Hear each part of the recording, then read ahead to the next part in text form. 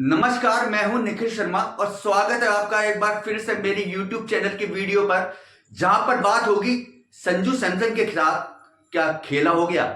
क्या खेला ऐसा जिसने हमें 2026 विश्व कप जिताया और केवल 2-3 पारियों में अगर वे असफल रहे तो क्या वो अब टीम इंडिया के भी काबिल नहीं रहे हैं? क्योंकि जिम्बाब्वे के आगामी दौरे के लिए जो वो एक बहुत छोटा सा दौरा है, उससे संजू सैमसन को घर वापसी हो गई है, यानी उन्हें वापस अपने घर केरला भेज दिया गया है। यानी वो अब अपनी टीम इंडिया का हिस्सा इस आगामी दौरे पर नहीं रहेंगे।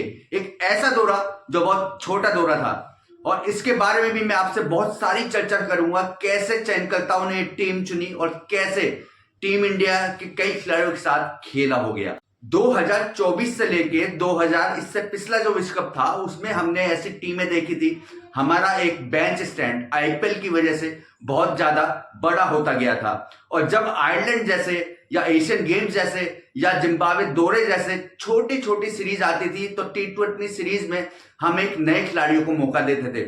ऐसे खिलाड़ी जो आईपीएल में अच्छा कर चुके थे, लेकिन अब परेशानी देखिए, श्रेयस अय्यर को कैप्टन बनाया गया।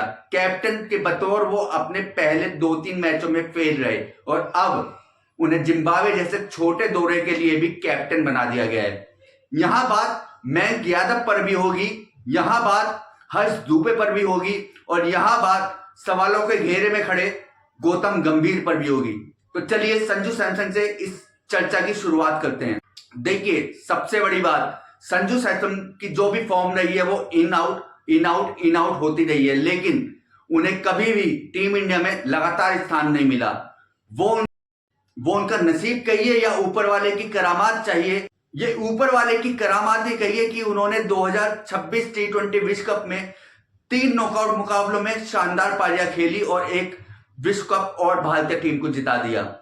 यहां सूर्य कुमार यादव बाहर जरूर हुए एज ए कैप्टन, लेकिन अगर 2028 का विश्व कप का इंतजार किया जाए तो अभी उनकी उम्र इतनी नहीं हुई है कि वो टीम से बाहर हो सकते थे या उनकी एज ज्यादा हो गई है।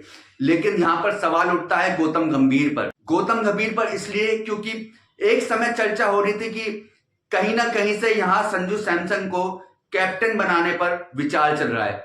ऐसा विचार जो थोड़ा खतरनाक भी हो सकता था, क्योंकि उनका T20 फॉर्म लगातार ऊपर नीचे रहा है और उनको लगातार टीम में रखना थोड़ा सा मुश्किल भी था। इस बीच वैभव सूर्यवंशी एक ऐसा परफॉर्मेंस कर देते हैं आईपीएल में कि वो धमाल मचा देते हैं और चयनकर्ता उस युवा प्लेयर को, एक एवरेज प्लेयर को टीम में लेने के लिए मजबूर हो जाते हैं।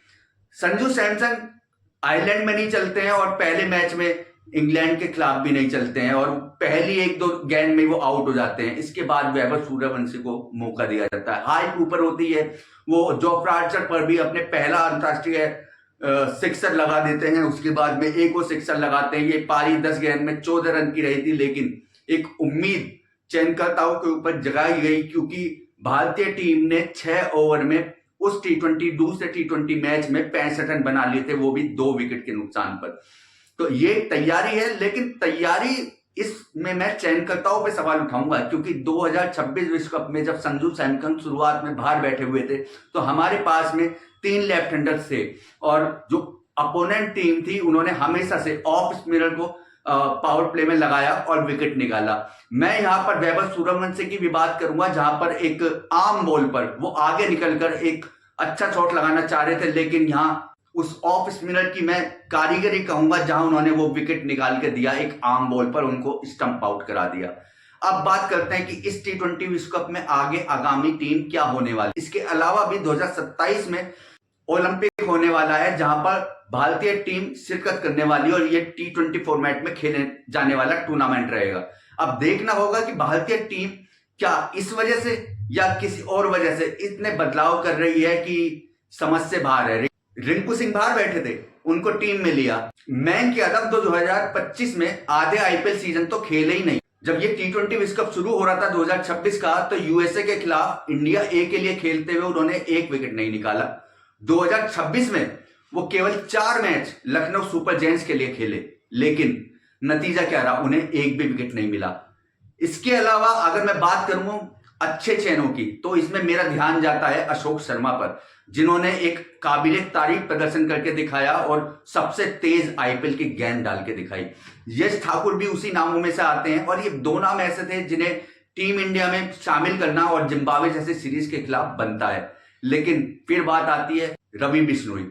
आप एक ऐसे बड़े दौरे पर रवि बिश्नोई जैसे गेंदबाज को कैसे ले जा सकते हैं, जो आप 4 ओवर में 60 रन देके एक जीता जिताए मैच भी हरवा देते हैं?